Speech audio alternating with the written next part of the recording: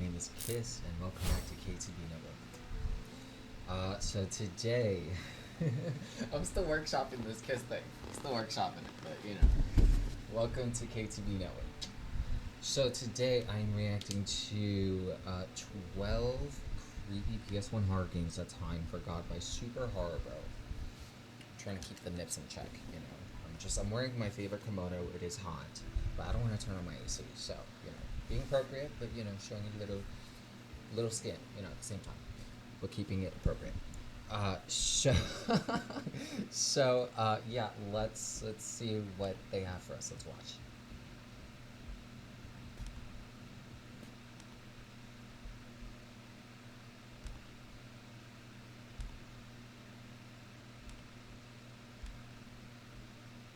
Super Horror Bro, I actually like that. I know that font too. Hey guys, Super Horror Bro Mike here, and in today's video we take a look at 12 of the scariest PS1 horror games.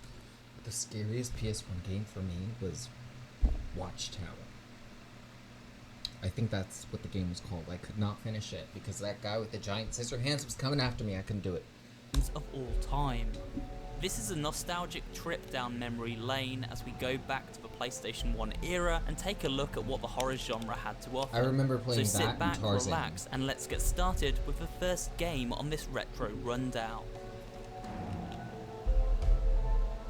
Parasite Eve is a biological horror-themed RPG from Squaresoft, That looks so good. developers of the Final Fantasy series. It put players in the shoes of rookie New York City police officer Aya, who witnesses the cast of an opera spontaneously combust, and its main actress Melissa Pierce mutate into a beast.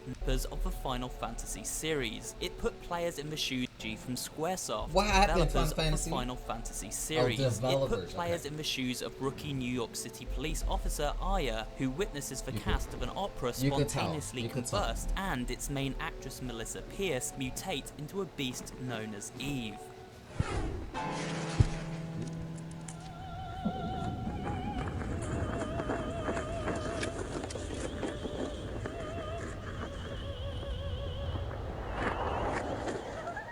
This happens due to a parasite known as mitochondria, which infected Melissa's kidney and took hold of her body for its demonic new host to control. Is it mitochondria? It is now up to Aya to explore Manhattan, confronting waves of the city's infected inhabitants, who have now transformed into terrifying monsters.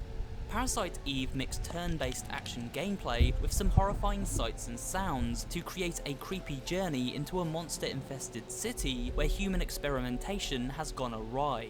It's led to the release of a superior action-based sequel several years later. However, for many, the original Parasite Eve is one of PlayStation's most beloved horror games. While Galarians may look like a sci-fi take on the Resident Evil formula, it changes things up in a big way by focusing on the use of psychic powers over gunplay.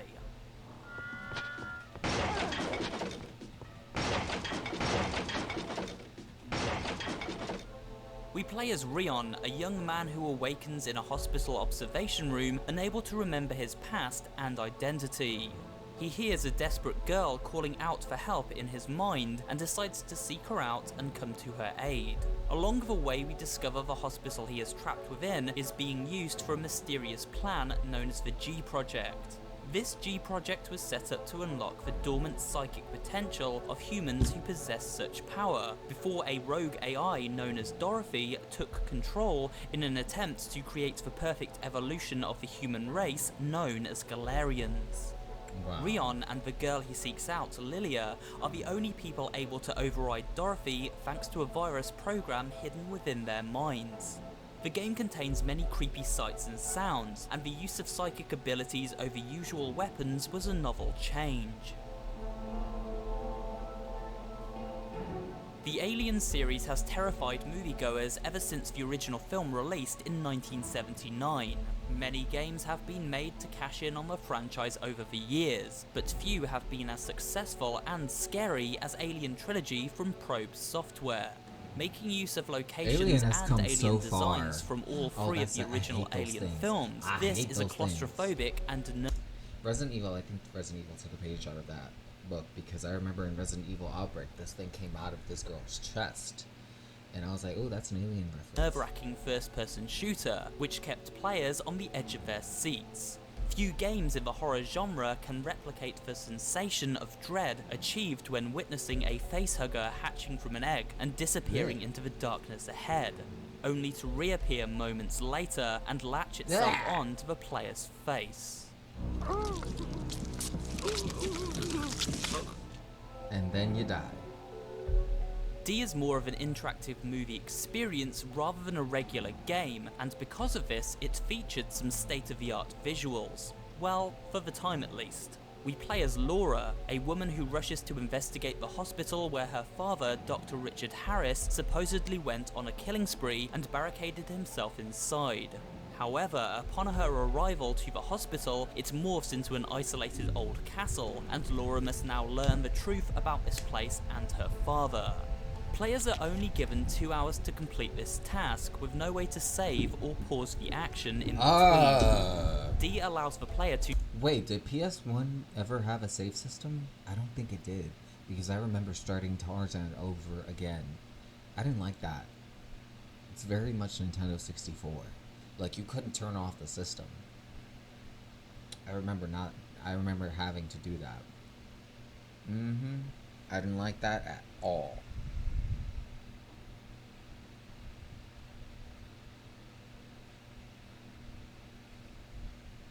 To direct Laura's movement as she explores the castle grounds, solving puzzles and avoiding its many dangers.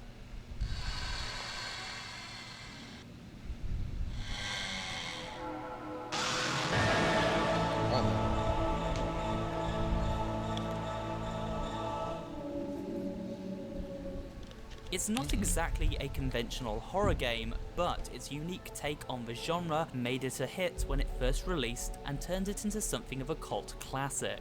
Right. After waking from cryostasis with a severe case of amnesia, survivor Raz Kasi teams up with a self-aware robot companion which he names Pipo. Sadly, it's not long before Raz's robot pal is destroyed, but he does manage to find help in the form of... Did they use dolls for this? I wonder, like instead of Spritz, is that what they called it? Sprite models? Did they use actual dolls for this? ...a stranded scientist called Millie. The two must overcome a series of chilling ordeals involving human clones before they finally escape the facility alive. Overblood isn't one of the best titles on this list, but it is one of the first horror games built around fully 3D environments with the ability to switch to a first-person perspective at certain points. It contains its fair share of spooky moments, despite its cheesy narrative. Shake it up, people. Self-diagnose, you can make it. Don't leave me, people. Not y'all calling robot people. I can't. Nightmare Creatures is a gothic survival horror game set in London during the year 1666. You're calling the robot peephole? Assume the role of demon slayers Ignortus and Nadia, whose job it is to vanquish the titular nightmare creatures while tracking down a dangerous cult known as the Brotherhood of Hecate. This brotherhood has been using demons to try and take over London, with further plans for world domination. Nightmare Creatures mixes gun, melee and magic combat with some light puzzle solving as we explore the dark London streets by night, slaying a variety of demons along the way. Some of the monster designs on show are truly hair-raising. Echo Knight tells the story of Richard Osmond, who is investigating the disappearance of his father Henry and the ship he set sail on, the Orpheus. We explore a variety of haunted locations aboard this ship, all the while hunted by malicious spirits. The only way to escape these ghosts pursuing us is by turning on any available light that comes to hand. In order to free these lost souls, Richard must resolve their personal issues by completing a variety of side quests. In fact, Echo Knight's ending will alter depending on how many of these souls we save. Everyone died on the day of that great storm. I've been waiting a long time for someone to come and help us. Please, help us. Yes! Dino Crisis. I haven't played that game, but I know they're making a remake for it, and I'm here for it. I'm gonna play it. From Shinji Mikami, director of the original Resident Evil, comes a dinosaur-themed spiritual successor known as Dino Crisis. The gameplay is in fact very similar to that found in Resident Evil, a mix of gun-based combat and puzzle solving as a team of Special Force agents investigate sinister goings-on within the tropical island setting of Ibis. As we explore the island, we discover a doctor once thought to be dead has been creating and cloning dinosaurs Jurassic Park style to use within a secret government weapons project. There are many terrifying dino encounters, with everything from a killer T-Rex to packs of deadly velociraptors hunting us down.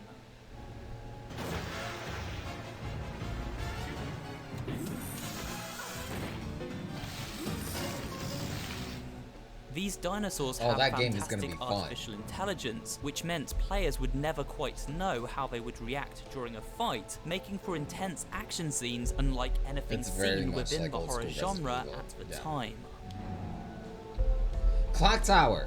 That's what I was talking about. CLOCKTOWER is a point-and-click adventure game with 3D hell out of visuals, me. which tells the story of protagonist Helen Maxwell and her adopted daughter Jennifer as they investigate the return of the horrifying Scissor Man, a deadly killer who stalked Jennifer in the original CLOCKTOWER game released for the... I couldn't.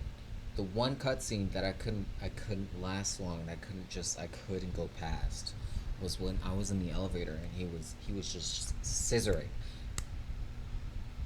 And I was just scared, and then I'm like, okay, so I was stuck in the stairwell because I'm like, where do I go? I don't want to encounter this man again. The Super Nintendo.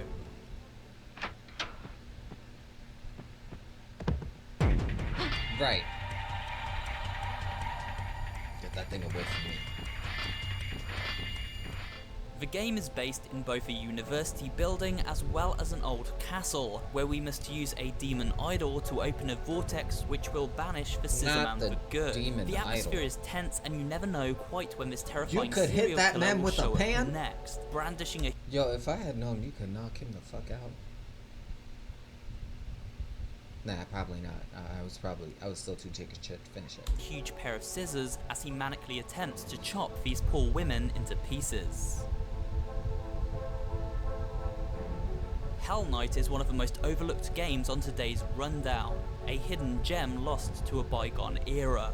While the story is told sparingly, and the gameplay mostly focused on exploration in an often empty world, these elements actually add to the experience, creating a feeling of isolation and a fear of the unknown.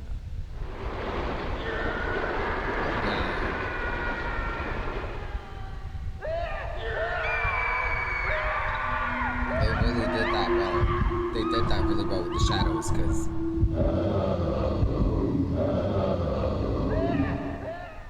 What's more, there is only one enemy type in the entire game, a mutating humanoid monster which escapes from a research laboratory and hunts the player through a series It looks like Frieza.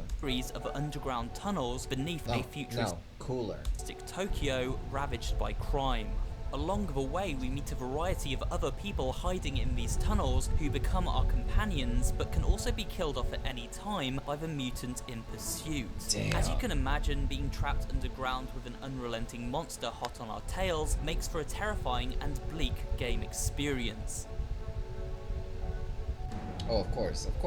It's been mentioned several times in this very video, and with good reason. Resident Evil was one of the pioneers for modern-day survival horror, and it all began in 1996 with the release of the original game for PlayStation. And then they had cutscenes too, which was pretty cool. It's pretty cool that they did that. Like, real-life action cutscenes, because they couldn't animate it. We take control of STAR's Special Forces agents Chris Redfield and Jill Valentine as they, along with their team, investigate a zombie-infested mansion after becoming stranded there during a field mission. The further into the mansion we journey, the more hideous the creatures we encounter become. These horrific experiments were created by the sinister Umbrella Corporation, who worked in secrecy within a laboratory directly below this very mansion. Resident Evil contains some of the best jump scares of its time.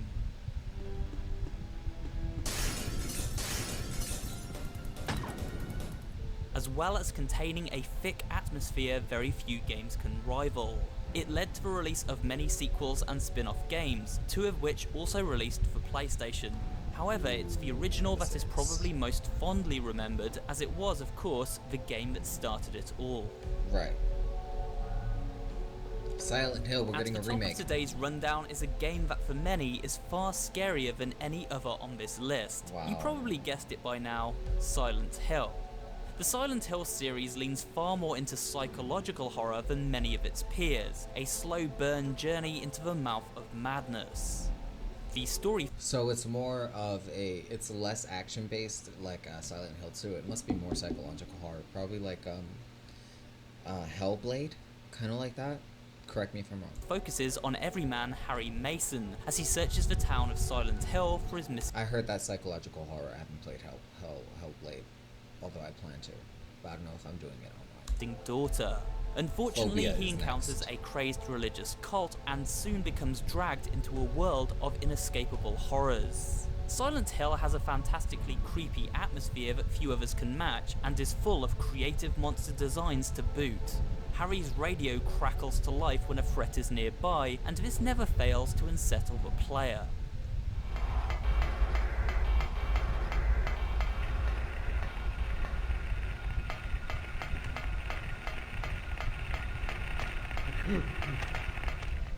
A defining game for PlayStation, Silent Hill rightly sits at the top of today's list.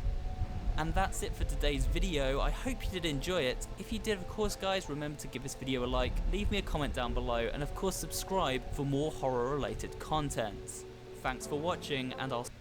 That was an interesting video. I really liked it, and I expected CLOCKTOWER to be there.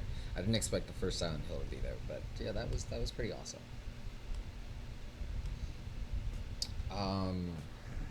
Actually, I didn't expect CLOCKTOWER to be there, but I mentioned it, so that's... You know, but let me know what you think about this video down in the comments below. Let me know what other gaming videos or media-related content you would like me to react to. Trying to expand my sphere here, but still remaining in the gaming niche. Like and subscribe to my community today, and I will see you guys on the live streams eventually when I get to it. Take care, and thanks for stopping by.